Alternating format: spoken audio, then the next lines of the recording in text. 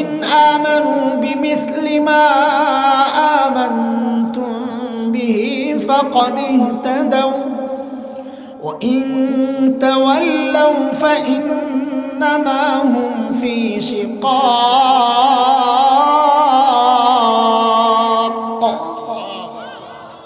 ঈমান যদি সাহাবীদের সাথে মিলে তো ওই ঈমান ঠিক আছে, না মিললে ভেজাল আছে।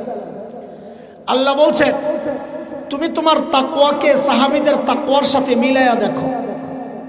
বলে কেন মিলাবো? তো আল্লাহ বলেন কারণ সাহাবীদের তাকওয়ার পরীক্ষা আমি নিয়েছি, ওই পরীক্ষায় তারা পাস। তোমারটা যদি মিলে তো তুমিও পাস। কার কথা? আল্লাহ বলছেন উলাইকাল্লাযীনা ইমতাহানাল্লাহু কুলুবাহুম লিত্তাকওয়া লাহুম মাগফিরাতুন ওয়া আজরুন আযীম।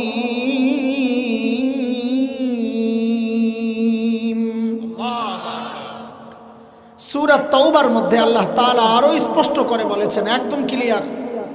মালিক বলতেছেন والسابقون الأولون من المهاجرين والأنصار والذين اتبعوهم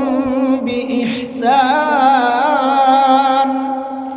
رضي الله عنهم ورضوا عنه وأعد لهم جنات تجري تحتها الأنهار خالدين فيها أبدا ذلك الفوز العظيم। আল্লাহ বলেন সাহাবীরা আমার উপর রাজি ছিল, আমিও তাদের উপর রাজি, তাদের জন্য আমি জান্নাত তৈরি করে রাখছি। তো বলে আল্লাহ আমাদের কি হবে? তো এই আয়াতের মধ্যে আল্লাহ তাআলা ছোট্ট করে বলতেছেন ওয়াল্লাযীনা ইত্তাবাউহুম বিইহসান, যার ঈমান সাহাবীদের ঈমানের সাথে মিলে যাবে, যার আমল সাহাবীদের আমলের সাথে মিলে যাবে, আল্লাহ বলেন ও বান্দা তোমার উপরেও আমি রাজি, তোমার জন্য আমি জান্নাত তৈরি করে রাখব। কাজে আমাদের আমলকে মিলাবো কার সাথে? সাহাবীদের সাথে। দোস্ত, আজানের আগে আপনি দুরূদ শরীফ পড়বেন কি পড়বেন না এটা আপনার বিষয়, আপনার ইচ্ছা। একজন আলেম হিসাবে পরামর্শ দিব, আপনি আপনার এই আমলকে সাহাবীদের আমলের সাথে একটু মিলাইয়া দেখেন। যদি মিলে তো করেন, না মিললে ছাড়েন। দুরূদ শরীফ আপনি বসে পড়বেন না দাঁড়াইয়া, শুয়ে পড়বেন না লাফাইয়া, এটা আপনার ব্যাপার। জিলাপি আপনার, প্রোগ্রাম আপনার, আমি কে বলার মৌলবি? হ্যাঁ, আলেম হিসাবে একটু পরামর্শ দেই আপনাকে যে আপনার দুরূদ পড়ার এই পদ্ধতিকে সাহাবীদের সাথে মিলাইয়া দেখেন।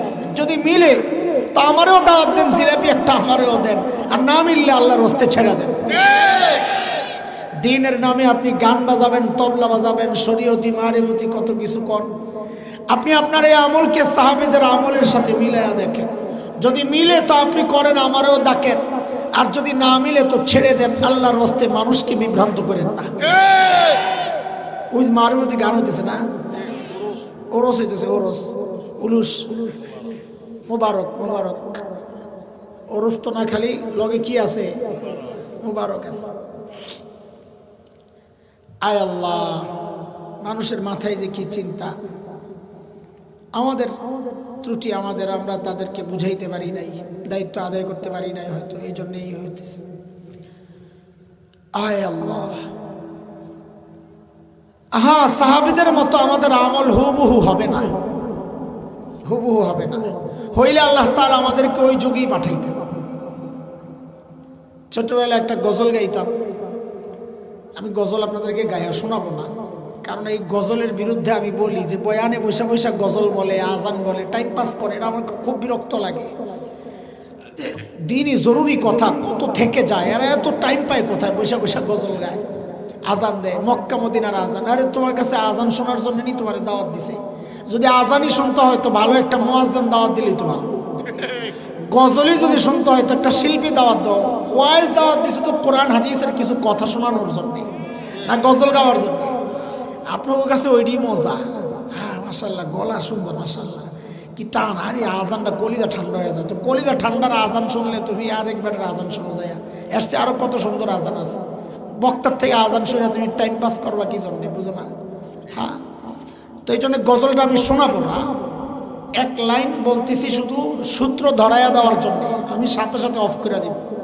ছোটবেলায় আমরা গাইতাম কি, জন্ম যদি হতো মুদের রাসূল পাকের কালে, আহা রাসূল পাকের দেশে, ফুল স্টপ, আর গাইতেছি না।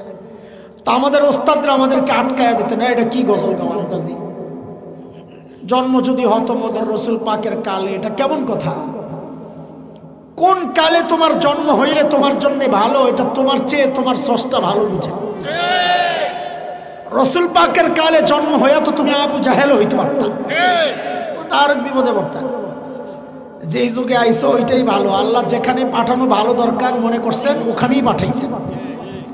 তবে একটা খুশির খবর আছে, শুনবেন নি? সময় আসেনি আপনাদের? হ্যাঁ মাশাআল্লাহ, খুশির খবর হইল এই 2 মাস আগে টমেটোর কেজি কত ছিল? 100, 120, কম বেশ বোঝা গেল বাজার করেন মাশাআল্লাহ। আচ্ছা বলেন তো, এই যে 100 টাকায় টমেটোটা খাইছেন, এটা কি ফ্রেশ ছিল না ভেজাল? ফরমালিন দেওয়া, এটাই 100 টাকা দিয়ে খাইছেন। আচ্ছা, আপনাদের এই রায়পুর আর কি অবস্থা আমার জানা নাই, তবে আমাদের ঢাকার পরের যে অংশ কুমিল্লার দাউদকান্দির পর থেকে বিশেষ করে হাইওয়ের 2 পাশে আমরা দেখি বিস্তৃত অঞ্চলে টমেটোর চাষ হয়, খুব হয়, একদম কুমিল্লা পর্যন্ত। চান্দিনা তো সবজির বিশাল বাজার হয়। তো টমেটোর যখন ফুল সিজন, এই ফেব্রুয়ারির মাঝামাঝি থেকে শেষ দিকে যায়, আর টমেটোর ফুল সিজন, তখন আমরা দেখি হাইওয়ের 2 পাশে কৃষকরা বড় বড় টুকরির মধ্যে করে, কার্টনে করে টমেটো স্তূপ দেয় বিক্রির জন্য। তা আমরা শহরের মানুষ, গ্রামের এই ফ্রেশ জিনিস দেখলেই কিনতে মনে চায়, কিনেই শান্তি। মাঝে মধ্যে রাস্তার পাশে লাফাইন্না মাছ দেখলে আমি থামাইয়া কিন্না বালতিতে লই। বাসায় তো রাত্রে বহু রাতে যাইতে মাছ পয়সা শেষ। গরওয়ালি বলে এই পচা মাছ যদি কিনবেন তো দোকান বাজার থেকেই কিনতেন। নিউ মার্কেট, আমি নিউ মার্কেটের পাশে থাকি, নিউ মার্কেট থেকেই কিনতেন পচা মাছ। এই এত দূর থেকে কিনে আনার দরকার কি ছিল? তা আমি বলছি কেনার সময় তো পচা ছিল না, তখন লাফাইতে ছিল, এখন তো পচছে। আমাকে খাইয়া মজা না পাইলেও কিনা তো মজা পাইছি, লাফাইতেছে দেখে বড় মজা লাগে। আমরা শহরের মানুষ তো মাঝে মধ্যে নেমে ওই কৃষককে জিজ্ঞেস করি, কাকা টমেটো কেজি কত? তো মাঝে মধ্যে তাদের পক্ষ থেকে উত্তর আসে এমন, যত দেন তত। কত? এর অর্থ বুঝছেননি? এর অর্থ হইল কোন রকম নিয়ে আমারে বাঁচান, আমি বড় বিপদে আছি। কই বেচবে? পচা যাবে, গরুরে খাওয়াবে। আমাদের দেশে গরুরে খাওয়ায় টমেটো যখন সিজন। তো কিনে বাসায় এনে মেপে দেখি কেজি কত পড়ছে, 5 টাকা, 4 টাকা, 5 টাকা। রায়পুরা কখনো এমন হয় যে টমেটো 5 টাকা কেজি? হয়, হয়, আরো কমে। তাইলে তো আপনারা আরো ভালো বুঝবেন মাশাআল্লাহ। আচ্ছা, এই যে 5 টাকা কেজি টমেটোটা কিনেন, এটা কি ভেজাল না ফ্রেশ? ঠিক বলছেন, ফ্রেশ, ক্ষেতের থেকে টাটকা উঠায় আনছে না? ও মাশাআল্লাহ। ভেজালটা খাইছেন কত দিয়া? 100। ফ্রেশটা খাচ্ছেন কয় টাকা? 5 টাকা, 12 কম। আচ্ছা 5 টাকাই ধরেন। ঘটনাটা উল্টা হয়ে গেল না? আরে বলেন, ফ্রেশটা খাওয়া দরকার ছিল 100 টাকায়, ভেজালটা খাওয়া দরকার ছিল 5 টাকা। উল্টা হইল না? উল্টা কারণ কি বলেন তো? সিজন গড় সিজন। সাবাস মাশাআল্লাহ, এই তো বুঝছেন। সিজন অফ সিজনে জিনিস ভেজাল কিন্তু রেট বেশি হয়, সিজনের জিনিস ফ্রেশ কিন্তু রেট কম হয়। কম না, ওইটাই অরিজিনাল রেট। ঠিক এটাই আমাদের সান্ত্বনার একটা বড় উপকরণ। একা একা যখন আল্লাহর সাথে কথাবার্তা চালাবেন, ওই যে দোয়া করেন না, এটা আল্লাহর সাথে কথাবার্তা বলা, ওইভাবেই চিন্তা করবেন একদম আল্লাহর সাথে কথা বলতেছি। আমি উপলব্ধি করবেন যে আমি আমার মালিকের সাথে সরাসরি কথা বলতেছি। ওই রকম কোনো এক মুহূর্তে একা একা যদি হন তো আল্লাহকে শক্ত করে ধরবেন। আল্লাহ, তুমি তো আমারে ইবাদতের সিজনে নবীর যুগে পাঠাও নাই, পাঠাইছো তো অফ সিজনে। যেহেতু অফ সিজনে পাঠাইছো আল্লাহ, আমার আমলে একটু ভেজাল হবে, একটু ফরমালিন থাকবে, কিন্তু রেট বাড়ায় দেওয়া লাগবে। বুঝে আসছি না কথা? আরে কথা বুঝেন নাই যে আমাদের আমলে একটু কি থাকবে, ভেজাল থাকবে, কারণ আমার তো সিজনে পাঠান নাই, আপনি পাঠাইছেন তো অফ সিজনে, ফাসাদের জমানায়, ফিতনার জমানায়, কিয়ামত ঘনায় আসছে, এই সময় পাঠাইছেন যেহেতু অফ সিজনে, আমলে একটু ভেজাল হইলেও আল্লাহ আমার রেটটা একটু বাড়াইয়া দিয়েন। বলা যাবে না আল্লাহকে? হ্যাঁ হ্যাঁ, আপনারা ভাইবেন না আমি এটা বানায়া বানায়া বলতেছি, হাদিসে ইঙ্গিত আছে ভাই, বানায়া কথা বলবো না, হাদিসে ইঙ্গিত আসছে। আল্লাহর হাবিব মুহাম্মাদুর রাসূলুল্লাহ সাল্লাল্লাহু আলাইহি ওয়াসাল্লাম বলেছেন, মান তামাসসাকা বিসুন্নতি ইনদা ফাসাদি উম্মতি ফালাহু আজরু। বলেন আলেম আছে, এটা আমি শুনতে চাই মাঝে মাঝে, আলেম আছে কি পরিমাণ পরীক্ষা নেওয়ার জন্য, আলেমরা এটা ভালো জানে। ফালাহু আজরু মিয়াতি শাহিদ। হ্যাঁ, এটার দুই মাকসাদ, এক হচ্ছে পরীক্ষা করি আলেম কেমন আছে, আরেকটা হইল এই কথাটা বলার জন্যে।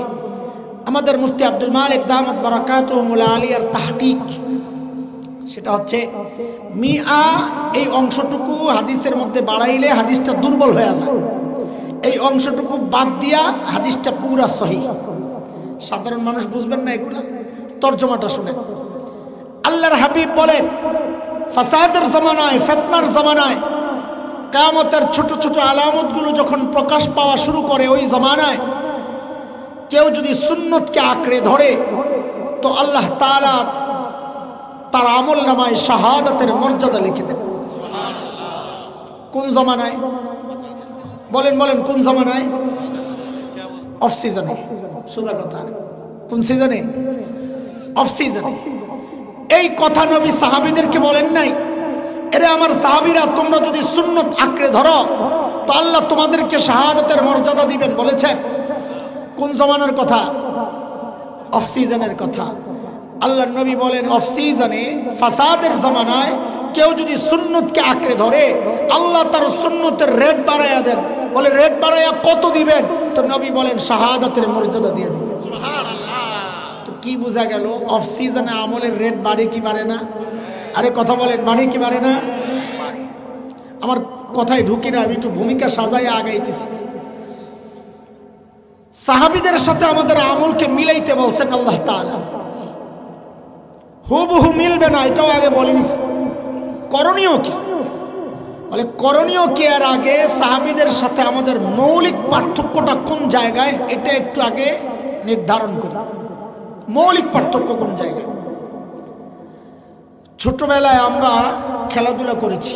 হুজুর বসে আছেন, হুজুর খেলছেন? ছোটবেলায় খেলছে, আমিও খেলছি, আমরা খেলছি। অত্যঙ্গমত ওই টিপা টিপি করে মোবাইল ওই টিপা টিপি করি নেই, এটা আমরা দেইও নেই। আমরা গোল্লা শুট খেলছি, আমরা কাবাডি খেলছি, আমরা লাইতে খেলছি, হ্যাঁ এগুলা খেলছি। লেখাপড়াও করছি আলহামদুলিল্লাহ। আমি আমার ক্লাসে বরাবর 1 নম্বর হয়েছি। এটা তো আসমানের উপরের কথা না, ফরিদাবাদ মাদ্রাসায় পড়ছি, খবর লেগে দেখতে পারবা। বরাবর ক্লাসে 1 নম্বর হয়েছি সব সময়, একদম ছোট থেকে শেষ পর্যন্ত। খেলাধুলাও করছি। এখনকার বাচ্চারা লেখাপড়াও করে, খেলাধুলাও করে। তা আমাদের সাথে তাদের পার্থক্য কোন জায়গায়? বলে আমরা খেলাধুলা করছি লেখাপড়ার ফাঁকে ফাঁকে, লেখাপড়া করছি ওই ফাঁকে ফাঁকে একটু সুযোগ পাইলে খেলাধুলা করছি। আর এখনকার বাচ্চারা খেলাধুলা করে ফাঁকে ফাঁকে লেখাপড়া করে। ঠিক কথা। ঠিক সাহাবায়ে কেরামের সাথে আমাদের পার্থক্যর জায়গাটা এটাই, এমনই। সাহাবায়ে কেরাম দুনিয়ার কাজও করছেন, আখিরাতের কাজও করছেন। দুনিয়ার কাজ করেন নাই, কৃষি কাজ করেন নাই সাহাবীরা, বকরি চড়ান নাই, ব্যবসা করেন নাই, করেছেন, আখিরাতের কাজও করেছেন। আমরা যারা নিজেদেরকে দিনদার ভাবি, আমরা দুনিয়ার কাজও করি, আখিরাতের কাজও করি। পার্থক্য কোন জায়গায় তাদের সাথে, সাহাবীদের সাথে? বলে সাহাবীরা দুনিয়ার আখিরাতের কাজ করেছেন, ফাঁকে ফাঁকে দুনিয়ার কাজ করছেন। আর আমরা দুনিয়ার কাজ করি, ফাঁকে ফাঁকে আখিরাতের কাজ করি। ঠিক আছে কথা? এই দূরত্বটা, এই গ্যাপটাকে যত কমানো যায়, এটা সোনার অক্ষরে লিখে রাখার মতো কথা। দুনিয়ার জিন্দেগিতে সাহাবীদের যত কাছাকাছি আমি আসতে পারবো, হাসরেও সাহাবীদের তত কাছাকাছি আমি থাকতে পারবো। দুনিয়ায় যত দূরত্ব তৈরি হবে, হাসরেও তত দূরত্ব তৈরি হবে। বুঝে আসছে কথা?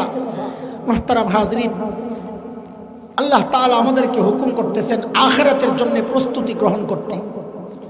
বলে কিভাবে করব? বলে নমুনা সাহাবীরা, তুমি তোমার আখিরাতের প্রস্তুতি, আমি আমার আখিরাতের প্রস্তুতিকে সাহাবীদের আখিরাতের প্রস্তুতির সাথে মিলায়া দেখি। মিলবে না, তাও চেষ্টা করব কাছাকাছি আসা যায় কিনা, কাছাকাছি আসা যায় কিনা। এই জন্যই এই কথাটা বলতেছি। চলেন দেখি হযরতে সাহাবায়ে কেরাম আখিরাতের প্রস্তুতি কিভাবে নিছেন, তাদের প্রস্তুতির ধরনটা কেমন ছিল, আখিরাতের ভয় আর ফিকির দিল আর দিমাগের মধ্যে কিভাবে ঢুকেছে সাহাবীদের। এটা একটু শুনে আসি, তারপর শেষ কথা আবার বলবো ইনশাআল্লাহ। সাহাবীদের মধ্যে সবচাইতে দামি সাহাবীর নাম কি? সৈয়দনা আবু বকর সিদ্দিক রাদিয়াল্লাহু তাআলা আনহু। সমস্ত উম্মত এই ব্যাপারে একমত, নবীদের পর গোটা মানব জাতির মধ্যে নবীদের পর সর্বোচ্চ মর্যাদার মানুষ হচ্ছেন আবু বকর। অনেক মর্যাদা। তো সৈয়দনা আবু বকর যখন খলিফা, আখিরাতের প্রস্তুতির ধরন দেখাইতেছে। সৈয়দনা আবু বকর যখন খলিফা, তো ওনার রাষ্ট্র পরিচালনার একটা সিস্টেম ছিল। দরবারে বিধবা অসহায় নারীদের লিস্ট থাকত।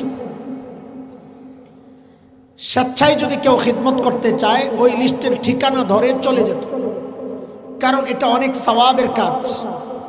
নবী আলাইহিস সালাম বলেছেন, যারা ইয়েতিম আর বিধবার দায়িত্ব নিবে, ওই ব্যক্তি আর আমি জান্নাতে পাশাপাশি থাকব। অনেক সওয়াবের কাজ। দুর্ভাগ্য আমাদের এই সমাজের, যে এই সমাজের মানুষ অন্য বুড়ি আর বিধবার দায়িত্ব নিবে থাক দূরের কথা, পোড়া কপাল এমন বহু আছে যারা নিজের বিধবা মায়েরই খবর লয় না। পোড়া কপাল, পোড়া কপাল। একদিন হযরত ওমর ফারুক রাদিয়াল্লাহু তাআলা আনহু আসছেন সৈয়দনা আবু বকরের দরবারে। কেন? ওই লিস্ট দেখে ঠিকানা নিয়া কোনো বুড়ির বাড়ির কাজ করবে। চিন্তা করেন কত বড় মানুষ ওমর, উনি আসছেন বুড়ির বাড়ির খেদমত করবে, বুড়ির কাজ করবে। এসে লিস্ট খুঁজতে খুঁজতে নাম পায় না, একটা পাইছে নিচে দিয়া, যে নাম কেউ বুক করে নাই। হযরত ওমর ঠিকানা নিয়ে পরদিন চলে গেছেন ফজরের পর পর বুড়ির বাড়িতে। কখন? বলেন বলেন, সবাই বলেন। জিজ্ঞেস করতেছি একটু মনোযোগ আকর্ষণের জন্য, একটা জরুরি কথা বলবো এই জন্য। সাহাবায়ে কেরাম দিনের কাজ শুরু করতেন ফজরের পর পর, কারণ নবী আলাইহিস সালাম যারা সকালে কাজ করেন তাদের জন্য বরকতের দোয়া করছেন। শেখ ইবনুল কাইয়িম রহমতুল্লাহি আলাইহি বলেছেন, জাদুল মাআদের মধ্যে আসছে, কেউ যদি সকালে ঘুমায়, ওই ব্যক্তির ঘর থেকে জিন্দেগিতে অভাব দূর হবে না। নাউযুবিল্লাহি মিন যালিক। ঘুমাবো না, সকালে কাজ করব, রিজিকের ফয়সালাও ভালো হবে, বরকত আসবে, স্বাস্থ্যও ভালো থাকবে ইনশাআল্লাহ। পরদিন সকাল ফজরের পরপর সাইয়েদনা ওমর ইবনুল খাত্তাব বুড়ির বাড়ির দরজা নক করে বলে, মারে আপনার ঘরের কাজগুলো করার জন্য আমি ওমর ইবনুল খাত্তাব হাজির। বুড়ি ভেতর থেকে জবাব দেন, বাবারে প্রতিদিন যেই আল্লাহর বান্দা আমার ঘরের কাজগুলো করেন, তিনি ইতিমধ্যে কাজ করে চলে গেছেন। কখন? ফজরের আগে কাজ করছে। কখন? ফজর। তোমার চিন্তা করলেন তাইলে আমাকে আরো আগে আসা লাগবে। ওই চিন্তায় সাইয়েদনা ওমর ফজরের আজানের ওয়াক্তে বুড়ির বাড়ির দরজা নক করে বলে, মারে আপনার ঘরের কাজগুলো করার জন্য আমি ওমর ইবনুল খাত্তাব হাজির। আজকেও বুড়ি জবাব দিচ্ছেন, বাবারে প্রতিদিন যে আল্লাহর বান্দা আমার ঘরের কাজগুলো করেন তিনি ইতিমধ্যেই কাজ করে চলে গেছেন। কখন? ফজরের আজানের আগে। হযরত ওমর চিন্তা করলেন তাইলে আমাকে আরো আগে আসা লাগবে। ওই চিন্তায় সাইয়েদনা ওমর পরদিন তাহাজ্জুদের ওয়াক্তে বুড়ির বাড়ির দরজা নক করে বলে, মারে আপনার ঘরের কাজগুলো করার জন্য আমি ওমর ইবনুল খাত্তাব হাজির। হযরত ওমরকে অবাক করে বুড়ি আজকেও জবাব দিচ্ছেন, বাবারি প্রতিদিন যে আল্লাহর বান্দা আমার ঘরের কাজগুলো করেন তিনি ইতিমধ্যেই তো কাজ করে চলে গেছেন। কখন কখন? আরে বলেন কথা। তাহাজ্জুদের ওয়াক্ত চিনেন আপনারা? কখন? 5টা, 3টা, 2টা, এক একজন এক একটা বলতেছে। আচ্ছা ঠিক আছে, মানলাম, সবই ঠিক আছে। আমার কাছে একটা ডিজিটাল ব্যাখ্যা আছে তাহাজ্জুদের ওয়াক্তের। সেটা হচ্ছে এই যুগের পোলাপান ফেসবুক ইউটিউব বন্ধ করে যখন ঘুমাইতে যায় ওটা হলো তাহাজ্জুদের ওয়াক্ত। এতে সবচেয়ে বিপদে আছে রাতে যারা চুরি করতো ওই বেটারা, একদম ব্যবসা শেষ। যেই ঘরেই যায় দরজা বা জানালার ফাঁক দিয়ে যখন দেখে ঘুমাইছিনি, দেখে কোনো না কোনো আল্লাহর বান্দা আসমানের দিকে মোনাজাত দিয়ে শুয়ে রয়েছে। কথা ঠিক আছে? আবার হাসস তোরা বেহায়াত দল, শরম করে না? আল্লাহর গজব কি খামাখা আসে যখন আল্লাহ ডাকতে থাকেন, আলামিন মুস্তাগফির ফাগফির আলা, এ কে কে গুনাহ করছস, আমি আসছি শেষ আসমানে, আয় আমার কাছে মাফ চা, আমি মাফ করব। ওই টাইমে আমরা আল্লাহকে বলি ছুটি, আপনি ডাকতে থাকেন, আমি ঘুমাইতে গেলাম। নাউজুবিল্লাহ। এইবার যায় হযরত ওমরের টনক নড়ছে, কিরে এত রাতে কে কাজ করতে আসে? আরে আল্লাহ, এ কোন বুজুর্গ? আমার কাজের দরকার নাই, আগে বুজুর্গ বাইর করা লাগবে, কে আল্লাহর বান্দা। এই চিন্তায় হযরত ওমর পরদিন এশার নামাজের পর বুড়ির বাড়ির সামনে এক ঝোপের আড়ালে চুপচাপ বসে আছেন, অপেক্ষা দেখবেন কে এত রাতে কাজ করার জন্য আসে। হযরত ওমর লক্ষ্য করলেন গভীর রাত এক আল্লাহর বান্দা পা টিপে টিপে বুড়ির বাড়ির দিকে চোরের মতো আগাইতেছে। হযরত ওমর রেডি, আসেন দেখি কে আপনি, আসেন। যেই না কাছাকাছি আসছে ওমর দাঁড়ায় গেছেন। এই কে আপনি? বাপরে, ওমরের যে আওয়াজ, রাতও গভীর, মানুষটাও একা। আমার সামনে যদি হঠাৎ এরকম কেউ দাঁড়ায় বলতো অন্ধকার রাত্রে, এই কে? আপনাকে কি অবস্থা হইতো আমি জানি না, আমি তো কাপড় নষ্ট করে ফেলতাম। হযরত ওমরের আওয়াজে ওই ব্যক্তি ভয় পাবেন থাক দূরের কথা, উল্টা হযরত ওমর যাকে দেখলেন নিজেই চমকায় গেছেন। হায়, দেখেন ইনি তো আর কেউ না, খলিফাতুল মুসলিমিন আবু বকর সিদ্দিক রাদিয়াল্লাহু তাআলা। হায় হায়, কি অবস্থা! ওমর তো অবাক হয়ে গেছেন। আবু বকর, আপনি? পায়ের দিকে তাকায়া দেখে জুতা নাই। আবু বকরকে ওমর বড় মহব্বত করতেন, এমনি লাইগা থাকতেন। লাইগা মানে ক্ষমতার লাগা না, কার চেয়ে আমলকে বেশি করতে পারে ওই প্রতিযোগিতা করতেন ওমর আবু বকরের সাথে। ধরছেন, এই আবু বকর, সুফি সাহেব, জুতা কই, জুতা কই, জুতা ছাড়াইছেন কেন? আয়ে মালিক, ইসলামী শাসন ব্যবস্থার সৌন্দর্য এগুলা দেখো। সাইয়েদনা আবু বকর জবাব দিচ্ছেন, ওমর জুতা পরলে চটচট আওয়াজ হয়, যদি মানুষের ঘুম ভেঙে যায়। রাষ্ট্রপ্রধান, জনগণের ঘুম নষ্ট হবে সেই চিন্তায় রাতে জুতা খুলে হাঁটে। হায়, কোন জামানায় বাস করি! ঘুম তো দূরের কথা, জানেরও তো নিরাপত্তা নাই, এই ঠিকেরও তো নিরাপত্তা নাই। বেশি জোরে ঠিক করলেও মুসিবত। আরে কথা ক, ঘাড় আসেনি সাথে, তাইলে মটকানের জন্য লোক দাঁড়ানো আছে, ঠিক আসতে কই, হ্যাঁ হাত ভাঙে দিবে, ঘাড় মটকায়া দিবে। আরে আল্লাহ, এই হুমকি আবু জাহেলও দিছিল, এই হুমকি আবু লাহাব উতবা সাইবারাও দিছিল, ঠিক না? আল্লাহ ঘাড় মটকায়া বদরের প্রান্তরে একেবারে দিছে উৎকরা। আল্লাহ হেদায়েত দিক, হেদায়েত দিক, হেদায়েত কপালে না থাকলে যেন ঘাড় ওটাই মটকায়, যা করে আল্লাহ। মুহতারাম হাজরিন, এইবার ধরছেন ওমর, আবু বকর আপনি আসছেন কেন? আপনি কেন আসছেন? সারাদিন প্রশাসনিক কাজে আপনি ব্যস্ত থাকেন, রাতে একটু ঘুমাবেন, তা না আপনি আসছেন বুড়ির কাজ করার জন্যে। কেন রে ভাই, আমরা নাই? এই কাজগুলোর জন্য কি আমরা নাই? আমরা মরে গেছি, আমাদেরকে বললে কি হয়? সাইয়েদনা আবু বকর কি জবাব দিলেন, ওই জবাবটাই বয়ান, আমার অতটুকু কথাই বয়ান। তবে জবাবটা এখন দেব না। কেন? কারণ জবাবটার ওজন কত এটা বুঝতে হলে আগে আবু বকরের ওজন বোঝা লাগবে। আবু বকর কত বড় মানুষ, কারণ ব্যক্তির ওজনের উপর কথার ওজন ওঠানামা করে।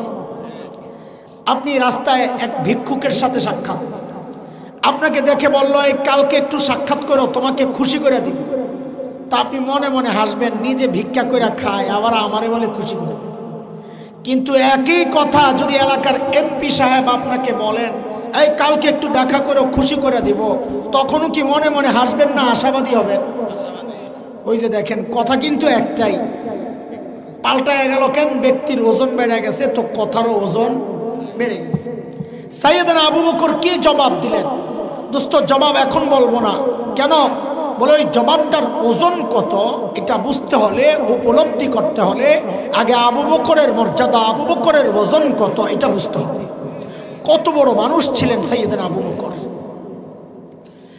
একদিন আম্মা জানা আয়েশা রাদিয়াল্লাহু তাআলা আনহা মদিনার স্বচ্ছ পরিষ্কার আকাশের দিকে তাকিয়ে তাকিয়ে দেখেন লক্ষ লক্ষ নক্ষত্র দেখা যায়।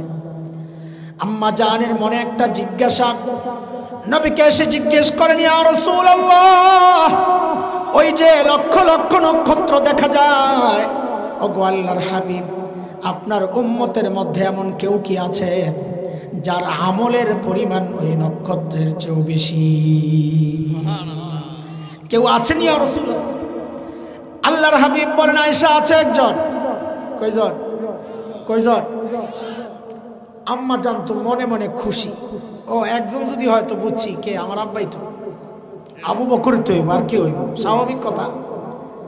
বলে যদি জানোই তো জিজ্ঞেস করছো কেন? বলে দুনিয়ার সব মেয়েদের স্বভাব, সব মেয়েরাই চায় স্বামীর মুখ দিয়ে একটু বাবার বাড়ির প্রশংসা শুনতে। একদিন খালি বদনাম করে দিই, এখানে এক সপ্তাহের তরকারি মজা হয় না, আর কথা কন না, এই বিপদে খালি আমি না আরো লোকজন আছে। আরে কথা বলেন, এত ডরান কেন? ঘরে গেলে ধরবে না? আপনি বলবেন আমি একা ছিলাম নাকি, কত মানুষ ছিল, আমার দোষ দিয়ে লাভ কি? এবার বলেন ঠিক কিনা? খুব খুশি লাগতেছে না? বেটি করে সাইজ করতেছি, খুব খুশি লাগতেছে যে আমি তো পারি না, হুজুরে দিয়া কামড়া সারাইলাম আজকে, যা করে আল্লাহ। হ্যাঁ বোকা বোকা, সাইজ তোমারে করা হয়েছে, তুমি টের পাও নাই, কোন দিক দিয়ে যে গেছে টের পাও নাই। কেন? কারণ তার বাবা মার প্রশংসা করলে তার খুশি লাগে, বদনাম করলে কষ্ট লাগে। সন্তান হিসাবে এটাই তো হওয়ার কথা। দুর্ভাগা তো তুই বেটা, এই বউ যখন তোর বাবা মার বদনাম তোর কান দিয়া ঢুকায়, তোর কষ্ট লাগে না, বরং বউয়ের কথা শুই না যায় বাবা মার সাথে খারাপ আচরণ করস। অসভ্য তো তুই, বউ তো ঠিকই আছে। হাসি গেছে এখন? আল্লাহর হাবিব বলেন আয়েশা আছে একজন। কয়জন? আম্মা জান তো আশায় রয়েছেন আমার বাবার নাম বলবেন। নবী বলেন আয়েশা, আমার যে উম্মতের আমল ওই নক্ষত্রের চেয়েও বেশি, সে হচ্ছে ওমর ইবনুল খাত্তাব। হায় হায় হায় হায়, কি আশা করলাম নবী কি বললেন? আমার বাপের নাম বলে নাই, বলে নাই, তাও বলছে কারটা? সতীনের বাপের নাম। কারণ হযরত ওমর তো নবীজির আরেকজন শ্বশুর। আবু বকর যেমন শ্বশুর, ওমরও শ্বশুর। হযরত হাফসা রাদিয়াল্লাহু তাআলা আনহার বাবা। তা আম্মা জানের তো দিলে খুব চোট লাগছে, এটা মনটা একদম বেজার হয়ে গেছে। নবী আলাইহিস সালাম তো আম্মা জানের চেহারা দেখেই বুঝছেন আয়েশার ভিতরে গন্ডগোল চলতেছে। চেহারা দেখলে মানুষ বোঝা যায় না? কয় কিরে মন খারাপ কেন? মন তো ভিতরে, আপনি বুঝলেন কেমনে? আরে চেহারার মধ্যে এটা ফুইটা উঠে। ইংরেজিতে বলে একটা কথা, face is the index of mind, না কি কোন আপনারা? ভিতরে কি ঘুরে মানুষের, ওইটা তার চেহারায় প্রকাশ পায়। তো আম্মা জানের চেহারা দেখেই নবী বুঝেছেন আয়েশার ভিতরে গন্ডগোল চলতেছে। তো আম্মা জানকে নবী বলেন আয়েশা, সান্ত্বনা দিচ্ছেন, আয়েশা তুমি ভেবেছিলে তোমার বাবার নাম বলবো না? আরে আয়েশা শোনো শোনো, তোমার বাবা আবু বকরের হিসাবটাই আলাদা। সবার সাথে কেন মিলাও? হিসাবটাই আলাদা। আমার গোটা উম্মতের আমল যদি এক পাল্লায় রাখা হয়, আর একা তোমার বাবা আবু বকরের আমল যদি আরেক পাল্লায় রাখা হয়, তো তোমার বাবা আবু বকরের আমলের পাল্লা ভারী হয়ে যাবে। আবু বকরের মর্যাদা, এত বড় মানুষ আবু বকর। একদিন হযরত ওমর আসছেন আবু বকরের কাছে, আয়েশা বলে, দোস্ত আপনার সাথে একটা লেনদেন করতে চাই। তা আবু বকর বলে, কি লেনদেন করবেন আপনি, বলেন। হযরত ওমর বলে, আবু বকর, আপনার সাথে লেনদেন হইল, আমি আমার যত জীবনে আমল করছি, জীবনের যা আমল আছে সব আমল আপনাকে দিয়ে দিতে চাই। আবু বকর পড়ছে ভালো চিন্তায়, কিরে ওমর এত ভালো মানুষ, ইনি সারা জিন্দেগি আমার সাথে আমল নিয়ে করলেন প্রতিযোগিতা, আর এখন বলে সব আমল আমারে দিয়ে দিবি। এখানে কোনো গাপলাস, এটা কোনো পেশ আছে এই কথার মধ্যে? আবু বকর মানুষ সরল সোজা, কিন্তু ব্যাকল তো না। আরে কথা বুঝেন না? আবু বকররা সরল সোজা হয়, কিন্তু কি হয় না? এই যে আবু বকরের ওয়ারিস বসে আছেন হযরত উলামায়ে কেরাম, তাদের চেহারা দেখে অনেকে মনে করে ব্যাকল, মৌলবীরা কিচ্ছু বোঝে না। বহু মানুষ এমন আছে, হুজুর গো বাচ্চা হইলে জিব্বাত কামড় দেবে, হুজুর বাচ্চা হইল, আজীব অবস্থা। কি যে মনে করে মানুষ আম করে আল্লাহ জানে। হ্যাঁ, যে হুজুরের বাচ্চা হয়, কার বিশ্বাস করুন জগতে? হায় খোদা। শুনেন শুনেন, আলেমরা সরল সোজা, কিন্তু কি না, যার সিনার মধ্যে কোরআনের ইলম, হাদিসের জটিল জটিল ইলম, তিনি সরল সোজা হন, তিনি ব্যাকল হন না। যারা ব্যাকল ভাবে, সে ডাবল ব্যাকল। কথাটা খুব ভালো লাগতেছে না, তাই না? বিরুদ্ধে যাইতেছে, তাই? হ্যাঁ, আপনারা আপনাদের খুব চালাক মনে করেন। মাশাআল্লাহ, আমাদের একজন হাফেজ সাহেব দাঁড় করাইয়া দিই, দুনিয়ার এমন আরেকজন লোক দেখান যে এত বড় একটা গ্রন্থ আগা গোড়া মুখস্থ আপনারা শোনাইতে পারবে। দেখান দাঁড় করাইয়া, দেখান দাঁড় করাইয়া। টক্কর তো দিতে আসেন, কি যোগ্যতা নিয়ে টক্কর দিতে আসেন? আলিফ বা তা সা খা, এটা দিয়ে নিয়ে টক্কর দিতে আসেন। মাশাআল্লাহ, অনেক বড় শিক্ষিত আপনারা, সুবহানাল্লাহ। হায় মা, আমাদের একজন বড় মুফাসসির ছিলেন আল্লামা মুস্তাফা আল হুসাইনি রহমাতুল্লাহি আলাইহি, নাম মনে আছে নি? দেখতে তো একেবারে সাদা সিধা, দুনিয়ার কিচ্ছু জানে না। মুফতি দেলোয়ার শাহ হুজুর এই ঘটনা শোনাইছেন। হযরত একদিন মাহফিল শেষে এক হাইওয়ের পাশে এক রেস্টুরেন্টে রাতে বসছেন খাইতে। তো খাওয়া দাওয়া শেষ, লাস্টে সুন্নত তরিকায় প্লেটটা চেটে চুটে খাচ্ছেন। লাস্টে একটা হাড্ডি ছিল, ওই হাড্ডিটা বসে বসে চাবাইতেছেন খুব মজা করে। পাশের টেবিলে এক ভদ্রলোক বসে বসে চা খায়। কি খায়? দুনিয়ায় এমন বহু মানুষ আছে, দাড়িওয়ালা টুপিওয়ালা দেখলে চুলকানি শুরু হয়। আরে আসেনি, আসেনি না? রায়পুরা নাই, আসেনি? ওই বেটা ওই ক্যাটাগরির। চায়ের কাপটা হাতে নিয়ে মনে মনে চিন্তা করতেছে, হুজুর যেমনি হাড্ডি চাবাইতেছে, হুজুরে যাই একটু সাইজ করে আসে। কাপটা হাতে নিয়ে হুজুরের টেবিলের সামনে এসে দাঁড়ায়, বলে, এক্সকিউজ মি। হুজুর, ইয়েস বলেন। বলে, হুজুর একটা কথা জিজ্ঞেস করতে চাই। বলে, করেন না। বলে, হুজুর আপনাদের এলাকায় কুকুরে কি খায়? কুকুরে কি খায়? ওই যে হুজুর যে হাড্ডি চাবাইতেছে না, তো হুজুরের কুকুরের সাথে তুলনা করে ফেলাইছে। অসভ্যতা। এত মনে করছে হুজুরের এই কথা জিজ্ঞেস করলে হুজুরের চোখের পানি নাকের পানি একাকার হইয়া কানতে কানতে হুজুর মনে বেহুশ হয়ে যায়। ব্যাকল মনে করছে, তাই তো টের পায় না যে বিমরুলের ভাষায় হাত দিছে। যেই না জিজ্ঞেস করছে, হুজুর আপনাদের এলাকায় কুকুরে কি খায়, হুজুরের দিকে তাকায় না, ডন কেয়ার, এই হাড্ডি চাবায় আর কয় আমগো এলাকায় কুকুরে চা খায়। এখন অবস্থা বুঝে না, এখন কার কান্দা কে কান্দে? আমাদের আকাবির হযরত কাসেম নানতুবি রহমাতুল্লাহি আলাইহি, নাম শুনছেন? দারুল উলুম দেওবন্দ মাদ্রাসার অন্যতম প্রতিষ্ঠাতা, হিন্দুস্তানের আজাদির জন্য ইংরেজ বিরোধী আন্দোলনের অন্যতম সিপাহসালার। গোটা ভারতবর্ষের কেবল মুসলমান না, স্বাধীনতাকামী হিন্দুরাও যার অঙ্গুলি ইশারায় ওঠে বসে, এত বড় ব্যক্তিত্ব। দেওবন্দ মাদ্রাসার পাশেই ছোট্ট একটা মসজিদ, ছাত্তা মসজিদ। হযরত ওই মসজিদে থাকেন। ইংরেজরা টের পাইছে হযরত ওই মসজিদে গ্রেফতার করবে সিদ্ধান্ত, চারদিক থেকে মসজিদকে ঘেরাও করছে, ধরবে। হযরত ভিতরে একটা গেঞ্জি গায়ে দেওয়া, একটা লুঙ্গি পরা, মসজিদ ঝাড়ু দিতেছেন, সাদা সিধা জিন্দেগি, মসজিদ ঝাড়ু দেয়। ইংরেজরা ঢুকছে, ঢুইকায় হযরতকে জিজ্ঞেস করতেছে, এই কাসেম নানু তুমি কাহা, এই কাসেম নানু তুমি কি? এদের ধারণা ছিল এত বড় নেতা, পেটটা তো কমপক্ষে আমাকে দেওয়ানবাগী হুজুরের মতো হওয়া দরকার। আমাদের এই সমাজের মানুষ তো মনে করে পেট মোটা বড় বড় হুজুর, উষা টুপি বড় মুফাসসির। আরে কথা কও না, নামের আগে পরে যার লেনজা যত বড় এ বড় হুজুর। যার কারণে দেখা যায় নাম যে লেখে পোস্টারে আল্লাহ রে আল্লাহ ৩-৪ লাইন, যেন নাম না, এটা রেল লাইন, নাম খুঁজে পাওয়া যায় না। আরে কথা কন ঠিক কিনা? আগে 2 লাইন পরে 2 লাইন, মাঝখানে সুবহানাল্লাহ আল্লাহু আকবার। আরে এই পাবলিকেরও দোষ আছে যারা মাহফিল করে। আমি নিজে কত জায়গায় বলছি, ভাই আমার নামের শুরুতে আল্লামা লাগায়েন না, আমি আল্লামা না। আমার শুরুতে মুফতি লাগায়েন, আমি ইফতা পড়িই নাই, এরপরও লাগায়। তো মাঝে মধ্যে কোনো আয়োজকরা বলে যে হুজুর এগুলা না লাগাইলে মানুষ মনে করে বক্তা যে দাওয়াত দিছি বড় হুজুর, বড় বক্তা দাওয়াত দিছে, এটা বোঝানোর জন্য আমগরে জব করে। সব দোষ পরে বক্তাকে উপরে দিয়া, আপনাকে কোনো দোষ নাই। তো কাসেম নানুতুবিকে যায় জিজ্ঞেস করতেছে, আয় কাসেম নানুতুবি কাহায়?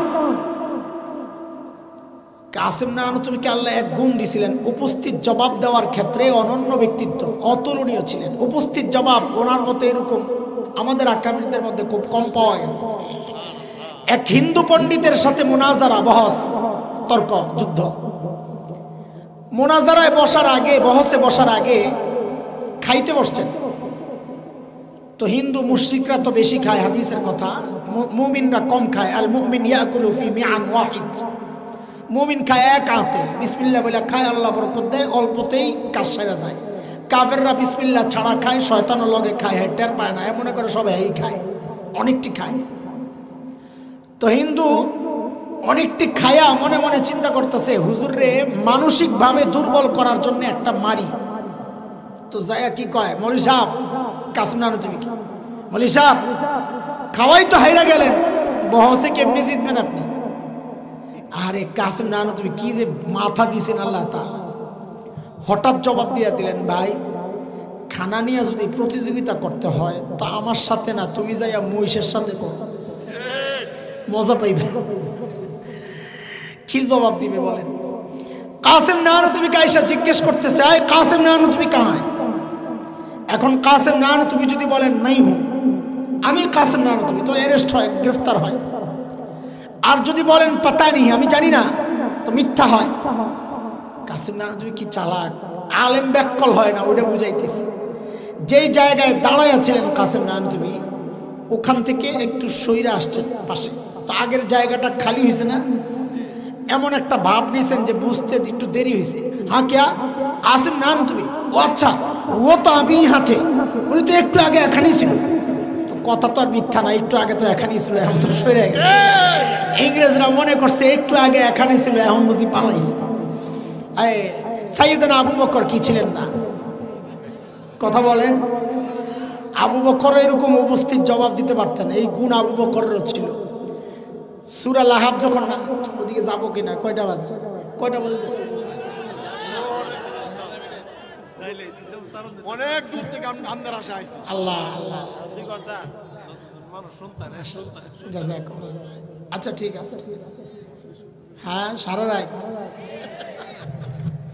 এক আল্লাহওয়ালা বুজুর্গ বিশ্বাস বয়ান করতেছে, যেই এলাকায় আল্লাহওয়ালার কবর থাকে, এটা হাদিসের কথা, ওই কবরের আশপাশওয়ালারাও রহমত কিছু পায়।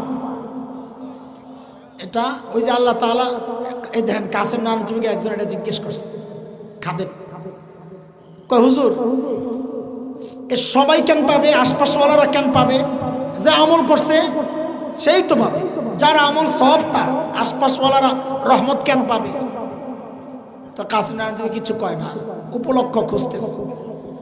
তো আপনারা তো দেখছেন কিনা, যারা ইন্ডিয়া যদি কেউ যায় থাকেন, তো ওই যে দিল্লির লালকেল্লা, বাদশাহ আকবরের বাড়ি, মোগলদের বাড়ি, ওগুলাতে গেলে দেখা যায় আগেরকার দিনে বড় বড় পাংখা ছিল, হাত পাখা, বড় বড় বড় হাত পাখা, এরকম বাতাস দিলে বড় সবার উপরে পড়ত। তো ওই খাদেম তখন পিছনে দাঁড়ায় দাঁড়ায় কাসেম নানতুবিকে বাতাস করে। তো কাসেম নানতুবি জবাব দিচ্ছে যে কবরওয়ালা যে আমল করছে রহমত সে না পাবে, আশপাশওয়ালারা কেন পাবে? দেখেন তো এই প্রশ্ন তো কঠিন প্রশ্ন। এখন যে এলেম নাই যার, তারে বুঝানো কঠিন, উদাহরণ দিয়ে বুঝাইতে হয়। তো কাসেম নানতুবিকে বাতাস করতেছে, তো কাসেম নানতুবি জিজ্ঞেস করে তুই বাতাস করস কারে রে? আপনি রে আশেপাশে যেন কারো গায়ে বাতাস না লাগে। বুঝছি হুজুর বুঝছি, আল্লাহ রহমত যখন একজনের উপরে পাঠাবেন তো আশপাশওয়ালা কিছু পাইতেই পারে। বুঝে আসছে না কথা? আয় আল্লাহ কই থেকে কই জায়গা। তো পিসা ওয়াজ করছে যে যেই বুজুর্গ কবর থাকে এলাকায়, আশপাশ কবরওয়ালারাও রহমতের কিছু ভাগ পায়। ওয়াজ করে গেছে ঘরে, দেখে বাইরে গন্ডগোল, চিল্লে চিল্লি হইতেছে। খাদেমরে পাঠাইছে, এই যা তো দেখতো চিল্লা চিল্লি কিসের, কোন কথা বইলা কোন বিপদে বললাম। খাদেম যাইয়া শুনতেছে, আল্লাহ দৌড়াই আসছে, হুজুর তাড়াতাড়ি গাট্টি গোল করেন, এই এলাকায় থাকা যাবে না রাত্রে। কেন? ওয়াজ করছেন এলাকায় বুজুর্গের কবর থাকলে আল্লাহর রহমত আশপাশের কবরওয়ালারাও পায়। এলাকাবাসী চিন্তা করতেছে আমগো এলাকায় তো কোনো বুজুর্গ নাই, একটা কাম কর হুজুর রে মাইরা কবর দিয়ে। হুজুর মইরা যাক, আমার রহমত পাইলেই হয়। সারা রায় তো আর শুনবো, আমি মইরা যাই হেটার আর খবর নাই। সারা রায় তো আর শুনবো না, আমার বাঁচা লাগবে না। লা হাওলা ওয়ালা কুওয়াতা ইল্লা বিল্লাহ। সূরা লাহাব যখন নাজিল হয়, দেখো আবু বকরেরও যে বড় বিচক্ষণ, এটা বুঝাইতেছি। সূরা লাহাব যখন নাজিল হয় তো ওই সূরার মধ্যে আবু লাহাবের বউ উম্মে জামিল বিনতে হারব ইবনে উমাইয়ার কথাও আছে যে তুইও আয় জাহান্নামে, তোরও সাইজ করা হবে, হুমকি সূরা লাহাবে আসছে। আবু লাহাবের বউ তো শুন না, বেডির মেজাজ তো ছিল গরম আগের থেকে, এমনি একটু করকইরা লাফাইতো। মুফাসসিররা লেখেন রাস্তায় যখন চলতো আবু লাহাবের বউ, তো দেখলে বোঝা যাইতো না এটা বেডা না বেডি। ওই ঢাকার শাহবাগের স্লোগান কর না আর কি, আছে না কতগুলো, দেখলে বোঝা যায় না এটা বেডা না বেডি। আবু লাহাবের বউ করছে কি, পাথর একটা লইয়া মসজিদে হারামের ভিতরে ঢুকছে, নবীরে মারবে। নবী এখানে আছে, নবী আলাইহিস সালাম বসে বসে তিলাওয়াত করতেছেন, আবু বকর বসে বসে পাহারা দেয়। আরে আবু বকর পাহারা দিয়েও যে জীবনে কত মাইর খাইছে আবু বকর। কানে কানে বলতেছেন, ইয়া রাসূলুল্লাহ, উম্মে জামিল আসছে, হাতে পাথর, তার হাবভাব বেশি ভালো মনে হচ্ছে না। নবী আলাইহিস সালাম বলেন, আবু বকর আপনি ঘাবড়ায়েন না, উম্মে জামিল আমাকে দেখবেই না, উম্মে জামিল আমাকে দেখবেই না। কেন? কোরআনে আল্লাহ জানাই দিয়েছেন এটা, সূরা বনি ইসরাইল আয়াত 45। মালিক বলেছেন, فإذا قرأت القرآن جعلنا بينك وبين الذين لا يؤمنون بالآخرة حجابا مستورا। নবী আপনি যখন তিলাওয়াত করবেন, আপনার আর বেঈমানদের মাঝখানে আমি নিরাপত্তা পর্দা দিয়ে দিব, তারা আপনাকে দেখবে না। উম্মে জামিল পাথর লইয়া ঢুকছে, দুইটা খালি এমন এমন করে। আবু বকর তো বুঝছে, আরে উম্মে জামিল তো দেখে না, কথা তো ঠিকই আছে। ওই মোল্লা, আবু বকর রে বলতেছে উম্মে জামিল, আবু লাহাবের বউ বলে, মোল্লা তো আর কয় নাই, যা কইছে কইছে, আমি সময়ের ভাষা দিয়া তাফসীর করলাম আর কি। ওই মোল্লা, তোর দোস্ত কই? নবীর কথা জিজ্ঞেস করতেছে। আবু বকর বলছেন, ভালো মুসিবতে। যদি বলেন লা আদরি, আমি জানি না, তো মিথ্যা কথা হয়। আর যদি বলেন এই যে নবী যে এই যে, তো আবু বকর মাইর খায়। কারণ আবু বকর বলবেন এই যে, উম্মে জামিল কইব কই যে, এই তো দেখে না, খামাকে আবু বকর মাইর খাবে। আবু বকর বড় আজীব চিন্তার মানুষ। দেখেন উপস্থিত জবাব, যেই কইছে এই মোল্লা তোর দোস্ত কই, তা আবু বকর কয় খুঁজা দেহ। কি কয়? মানে ভাবটা এমন আমি জানি না, কিন্তু আমি জানি না এটা বলে না, ভাবটা এমন লইছে যে আমি জানি না, কয় খুঁজা দেহ। বেটি যাওয়ার সময় হুমকি টুমকি দেওয়া গেছে। আবু বকরের বিচক্ষণতা আরেকটা শোনাই, শোনেন। হিজরতের সময় নবী আর আবু বকর পালাইতেছেন, সারা আরবে খবর ছড়াইয়া দিছে, ধরতে পারলেই 100 উট পুরস্কার। বহু দূরে এক কাফেলার হাতে ধরা পড়ছে, কিন্তু এত দূর তারা নবীকেও চিনে না, আবু বকরকেও চিনে না, খালি খবর পাইছে দুইজন মানুষ আসতেছে, ধরলে 100 উট পুরস্কার। আবু বকর সামনে, নবী পেছনে। আবু বকরকে ধরছে, ধৈরা বলে মাম্মা আক, তোমার সাথে এই লোককে। এখন আবু বকর যদি বলেন লা আরিফ, আমি চিনি না, তা আবু বকরের সিদ্দিক কাটা যায়, মিথ্যা কথা হয়। আর যদি বলেন ইনি আমাদের নবী, তো নবুয়ত শেষ হয়, ধৈর্য নিয়ে মেরে ফেলে। সাইয়েদনা আবু বকর বড় আজীব এক জবাব দিয়েছেন, ইতিহাসের পাতা এটা লেখা আছে খুব সুন্দর করে। সাইয়েদনা আবু বকর জবাব দেন, হাজার রজুল ইয়াহদিনি, ইনি মানুষ, একজন লোক দেখেন না, ইনি আমার রাস্তা দেখায় আর কি। এরা মনে করছে পাহাড়ি এলাকা, মনে হয় এবারে চিনে না, এবারে দেখায় দেখায় লয়ে যায়। কিন্তু আবু বকর তো নিয়ত করছেন ইয়াহদিনি ইলাল জান্নাহ, তিনি আমাকে জান্নাতের রাস্তা দেখায়। বিচক্ষণতা। আবু বকর কি ছিলেন না, বেক্কল ছিলেন। আরে মনে আসেনি কথা?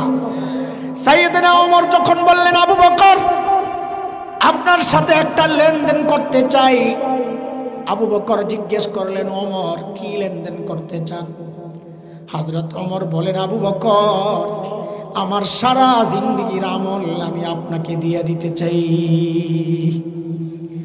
আবু বকর আস্তে করে জিজ্ঞেস করলেন ওমর বুঝলাম সব দিয়ে দিবেন, কিন্তু ভাই একটু বলেন না আমার কি দেওয়া লাগবে? ওমর বলেন আবু বকর ঘাবড়ায়েন না, বেশি কিছু চাই না। বলে কমটাই কি বলেন না?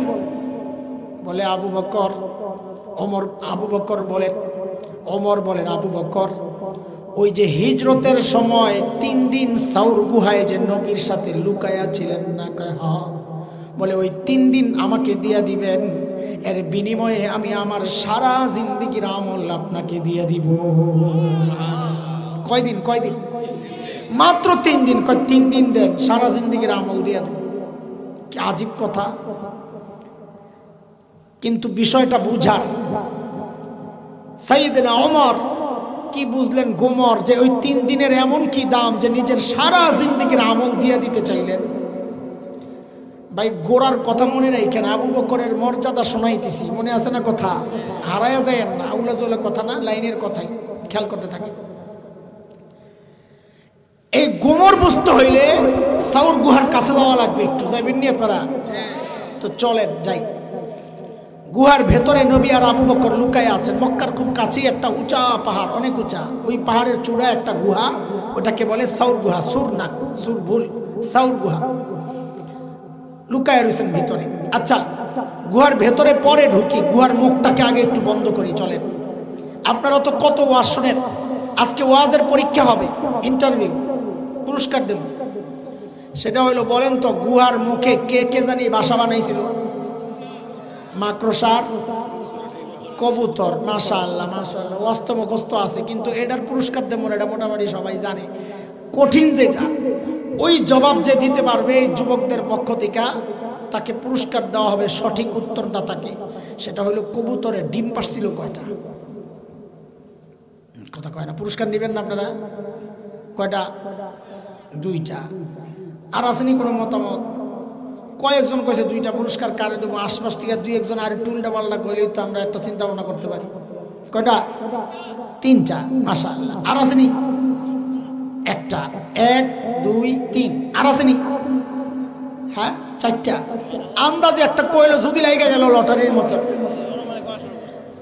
হ্যাঁ অনুমানে কইতেছে, আপনি ঠিক কইছেন, যদি লাইগা গেল। শুনেন, খেয়াল করেন, আপনারা মনে মনে ভাবতেছেন হুজুর ভালো মনে করছিলাম, এই দেখি নবীর সাথে সংশ্লিষ্ট একটা গল্প নিয়ে আর তামাশা করতেছি। আসলেই আমি তামাশা করতেছি। কেন জানেন? হায় দুঃখ কারে বলব। মুহাদ্দিসরা বলেছেন কবুতরের গল্পটা পুরাই জাল, বানোয়াট, মিথ্যা কথা। খুব খারাপ লাগতেছে আপনাদের, সারা জিন্দেগি কি শুনলাম।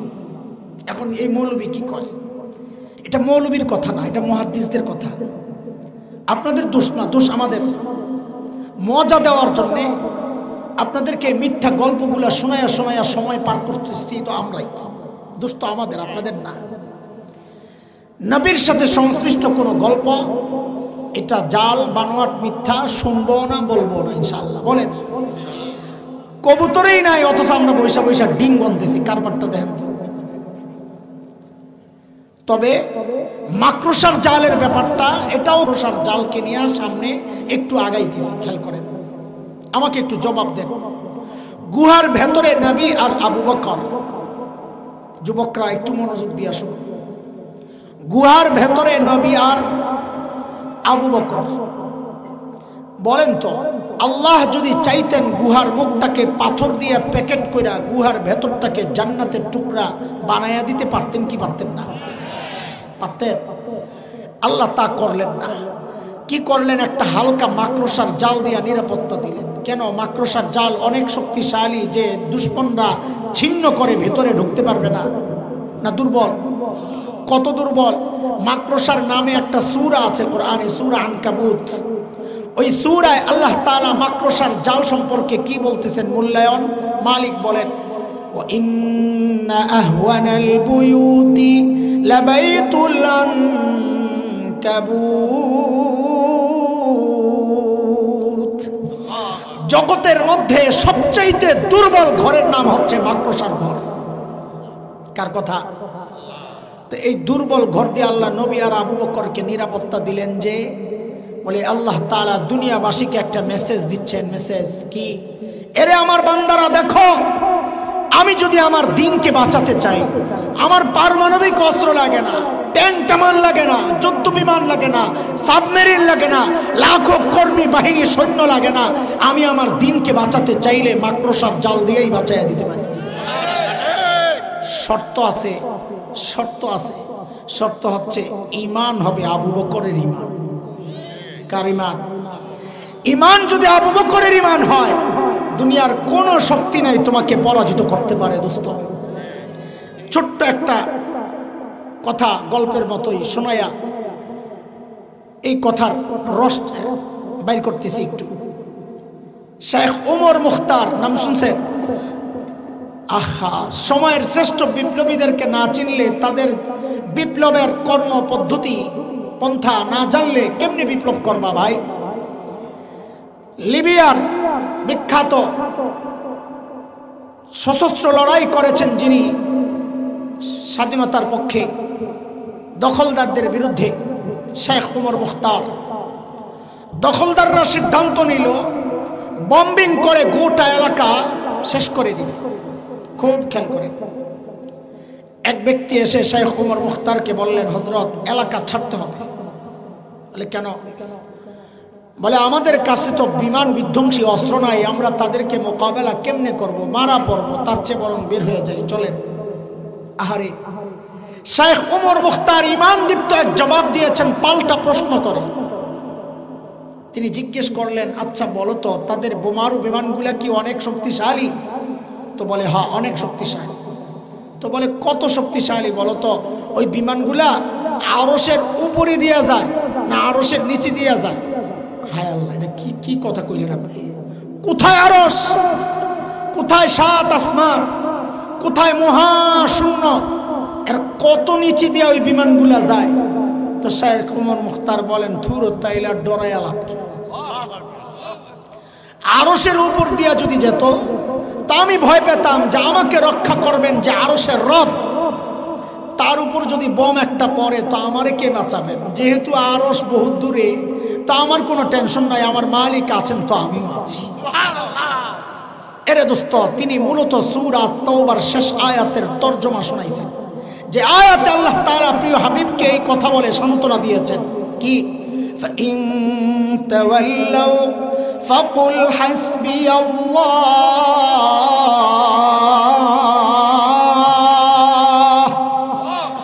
লা ইলাহা ইল্লাহু আলাইহি তাওয়াক্কালতু ওয়া হুয়া রাব্বুল আরশিল আযীম।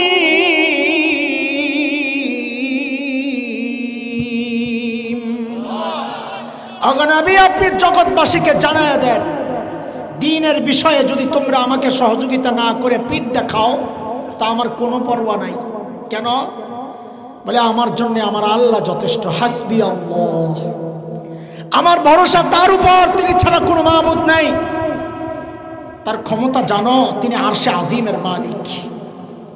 বন্ধুরা আমার, যুবক ভাই, আল্লাহ তাআলা সূরা আহজাব আয়াত ৬২-তে বলেছেন, সুন্নাতাল্লাহিল্লাতী ক্বাদ খালাত মিন ক্বাবল ওয়া লান তাজিদা লিসুন্নাতিল্লাহি তাবদীলা।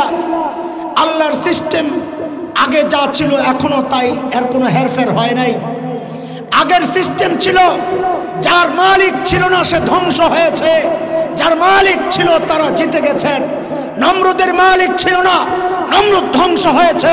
ফিরাউনের মালিক ছিল না, ফিরাউন ধ্বংস হয়েছে। ইব্রাহিম আলাইহিস সালামের মালিক ছিল, ইব্রাহিম আলাইহিস সালাম জিতে গেছেন।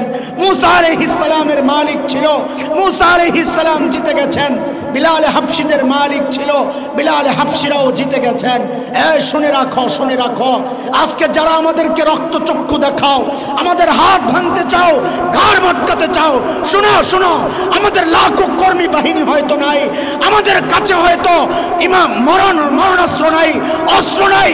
তোমরা ভেবো না আমরা দুর্বল, আমাদের একজন মালিক আছে, আল্লামা বাবুনগরীর মালিক আছে, মামুনুল হকের মালিক আছে।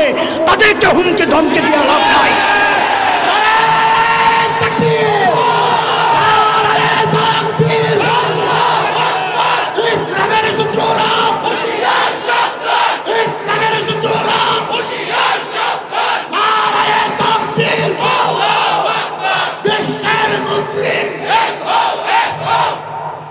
আমাদেরকে হুমকি দিয়া কষ্ট করো না, কারণ হুমকি দিয়া কষ্ট করলে লাভ হইতো যদি কেউ হুমকি দিলে ডরাইতো। ঈমান যারা কবুল করেছে ওই সমস্ত হুমকি ধমকিতে কোনো ভয় পায় না। কেন? কারণ এগুলো সব বিড়ালের বাচ্চা। কি এগুলা? হাজারটা বিড়ালের বাচ্চা দেখে দুনিয়ার কোনো বাঘ ভয় পায়? বরং হাজারটা বিড়াল একটা বাঘের লেঞ্জা দেখলেও দৌড়ায়। আরে কথা ঠিক কিনা? ঈমানদাররা দুনিয়ার কোনো অপশক্তিকে বিন্দুমাত্র পরোয়া করে না। কেন? আমাদের একজন মালিক আছে, আর এটা ইতিহাস, যার মালিক আছে তাদের পরাজয় নাই। আমরা হয়তো মাইর খাই, আমাদের রক্ত যায়, কিন্তু এটা আমাদের মাকসাদ না। আমাদের মাকসাদ দিন জিন্দা করা। আমাদের জীবন চলে যাবে, যদি দিন জিন্দা হয় তা আমরা বলবো আমরা হারি নাই, আমরা জিতে গেছি। আমাদেরকে উপহাস করা হয়েছে যে সাপ্লাই আবার যাব, উপহাস করে বলে মনে হয় যেন সাপ্লাই যাইয়া কত কিছু করে লাইছে হেরা। আরে দোস্ত, তুমি কি ভেবেছ সাপ্লাই তোমাদেরকে পিড়াইতে পারলে আমরা জিতছি এটা মনে করছো? না, আমরা সাপ্লাই জিতেছি। কেন? আমরা দেখিয়েছি নবীর ইজ্জত রক্ষায় যদি জীবন দিতে হয় আমরা জীবন দিতে পারি। আগামীতেও দেব, আগামীতেও দেব।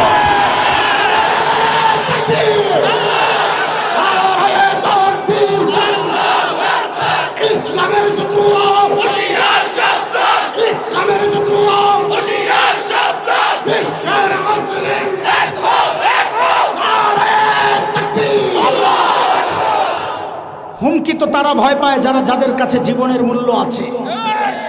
আমার কাছেও জীবনের মূল্য আছে, কিন্তু জীবন তো এটা আমার না, আমি টেনশন করে লাভ কি?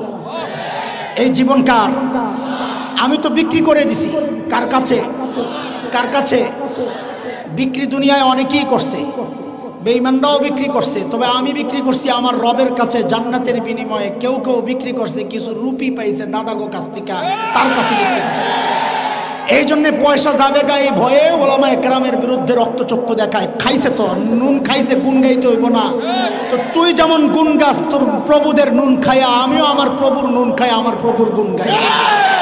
তুই তো তোর জীবনের ভয় পাস, মরার ভয় পাস, কারণ তুই ভালো করেই জানোস কবরে গেলে তোর কি অবস্থা হবে। ঈমানদাররা মরণকে ভয় পায় না।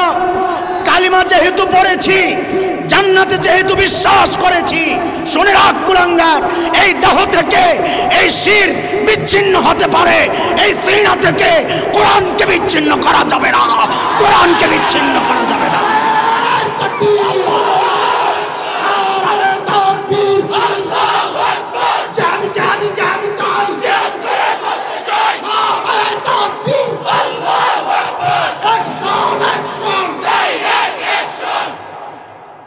আমাদের আন্দোলন কোন দলের বিরুদ্ধে না,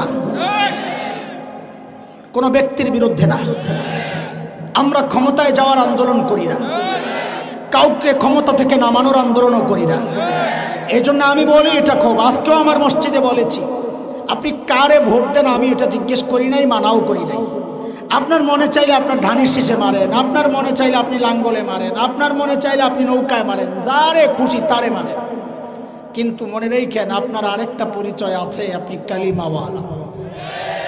যেহেতু আপনি কালিমাওয়ালা, তো নবীর ইজ্জত নিয়ে কোনো কুলাঙ্গার কথা বলে আপনি চুপ থাকবেন। খোদার কসম, আপনি নিজেকে আল্লাহর রাস্তায় আর যাই পরিচয় দেন, কালিমাওয়ালা পরিচয় দিয়েন না। ইমানদার যারা নবীকে ভালোবাসে, নবী প্রেমিক, প্রত্যেকটা ইমানদারের দিলের কথা এটা, আমি আমার নবীকে ভালোবাসি। তুমি তোমার বাবাকে যতটা ভালোবাসো তার চেয়েও বেশি। তোমার বাবাকে গালি দিলে তার বিচার হয়, তোমার স্বামীকে গালি দিলে তার বিচার হয়। আমার নবীকে গালি দিলেও আমার কষ্ট লাগে। এই জন্য আমাদের কথা একটাই, এই জমিনে সব মানুষ থাকবে, আমাদের কোনো আপত্তি নাই। আপত্তি কেন করব? তারাও এই জমিনেরই মানুষ। হিন্দু, বৌদ্ধ, খ্রিস্টান, মগ, মুরাং, গারো, চাকমা, কোকিল, সাঁওতাল, টিপরা যত আছে সব থাকবে, আমাদের কোনো আপত্তি নাই। আমাদের আপত্তির জায়গা একটা, এদেশের মানচিত্র যারা বিশ্বাস করে না, এদেশের স্বাধীনতা যারা খুবলে খেতে চায়, পাশের দেশের কাছে যারা এই দেশকে বিক্রি করতে চায়, আমাদের সংগ্রাম তাদের বিরুদ্ধে। কথা বলেন ঠিক কিনা? 90% মুসলমানের দেশে মুসলমানদের কলিজায় আঘাত দেওয়া যারা আমার নবীকে গালি দিবে, শুধু তাদের সাথে আমাদের আপোষ নাই। আমাদের একটাই কথা, সব বরদাস্ত করব, যা হয় এগুলো তোমরা টেকেল দাও, এগুলো আমাদের কাজ না। আমরা ইমানদার, আমাদের একটাই কথা, মুসলমান নবীর বেইজ্জতি হবে না। আমাদের একটাই দাবি, একটাই উচ্চারণ, যে কুলাঙ্গার আল্লাহর নবীকে গালি দিবে, যে কুলাঙ্গার দাড়ি টুপি নিয়ে কটাক্ষ করবে, তার অন্য কোনো বিচার মানি না। একটাই বিচার চাই, মৃত্যুদণ্ড দিতে হবে, মৃত্যুদণ্ড দিতে হবে।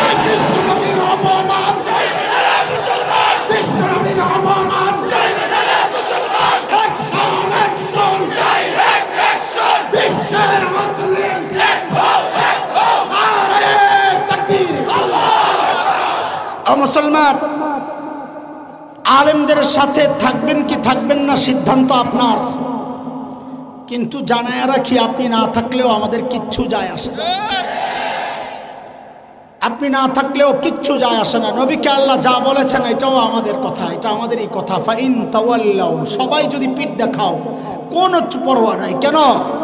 যাদের মালিক আল্লাহ, তাদের কারো সহযোগিতা লাগে না। আমাদের মালিক কে? ফাইন তাওয়াল্লাউ ফাকুল হাসবিয়াল্লাহ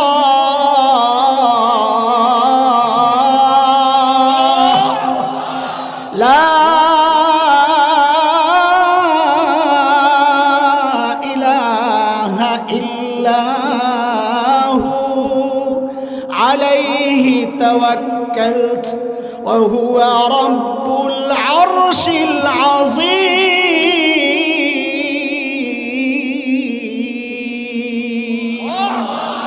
ভরসা কার উপর? আমরা আমেরিকার কোনো টিপাটিপি নাই আমাদের কাছে। কথা কও, আমেরিকারে গণার সময় আছে আমাদের, ভারতকে গণার সময় আছে। আরে মুসলমান জোরে বলো, কথা কও। হ্যাঁ, মাঝে মধ্যে আমাদেরকে হুমকি দেয়, আমাকে দেশ বলে দখল করবে। আমাকে আসেন, ওয়েলকাম, আসেন আসেন। জিহাদি প্রেরণা বুকে লালন করতেছি সেই ছোটবেলা থেকে, কিন্তু সুযোগ তো নাই আমার দেশে। আমি কার বিরুদ্ধে জেহাদ করব? সুযোগ তো নাই। দয়া করে যদি একবার খালি একটু পাও দিয়া দেখতেন বাঘের গুহায়, সুবহানাল্লাহ। ক্রিকেট মাঠের বাঘ মনে করেন না, রয়্যাল বেঙ্গল টাইগার, যাদেরকে হারাইতে আপনাদের 13 জন খেলোয়াড় লাগে, 13 জন লাগে, 11 জন খেলোয়াড়, 2 জন আম্পায়ার, সবাই মিল্লা বাংলাদেশে হারায়। তাও পারে না, তাও মাঝে মধ্যে পারে না। তুমি ওই খেলোয়াড় ক্রিকেট মাঠের টাইগার মনে করো না, এগুলা শাইখুল হিন্দের রুহানি সন্তান টাইগার। কথা বলছে এরে কুলাঙ্গাররা, একবার খালি পাও দিয়া দেখ, খোদার কসম একটা তো জিন্দা ফিরতে দেওয়া হবে না, জিন্দা ফিরতে দেওয়া হবে না।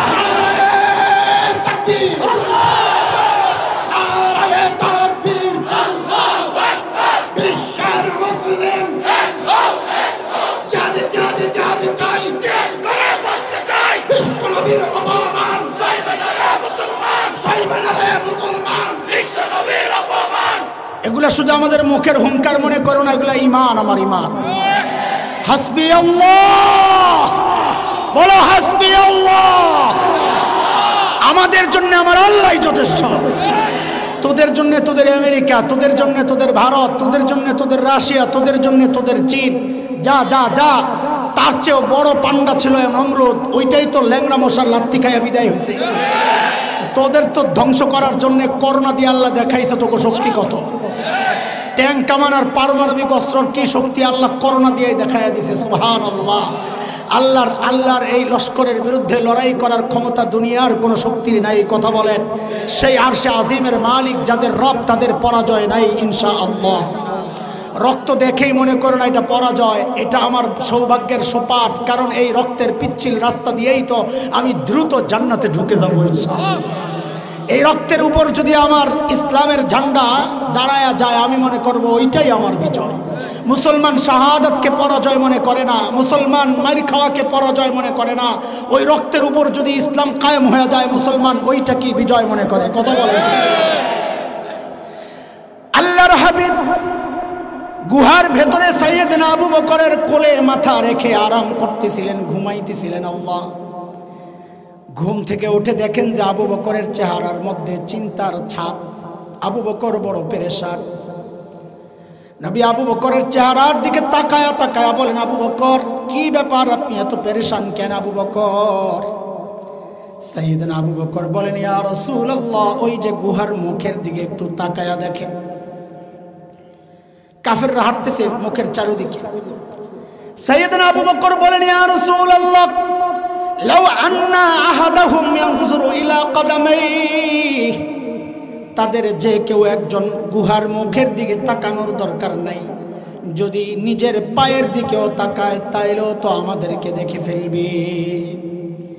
আল্লাহর হাবিব সাইয়েদনা আবু বকরকে সান্ত্বনা দিচ্ছেন, এই আবু বকর, এই আবু বকর, আপনি কি ভেবেছেন? হ্যাঁ, কি ভেবেছেন আপনি? এই গুহার ভেতরে খালি আমি আর আপনি, আর আমাদের সাথে বুঝি আর কেউ নাই? আরে না আবু বকর না, আপনি টেনশন করেন না, এই গুহার ভেতরে খালি আমি আর আপনি না, আমাদের সাথে আল্লাহ আছেন। কে আছেন? আল্লাহ তাআলার নবীর এই সান্ত্বনার কথাগুলো মালিকের এত পছন্দ হয়েছে। আল্লাহ তাআলা কোরআন আল কারীমের সূরা তাওবার একটা আয়াতের টুকরা বানায়া নাজিল করে দিয়েছেন। মালিক বলেন, ইযহুমা ফিল গার ইয ইয়াকুলু লিসাহিবিহি লা তাহজান ইন্নাল্লাহা মা'ানা।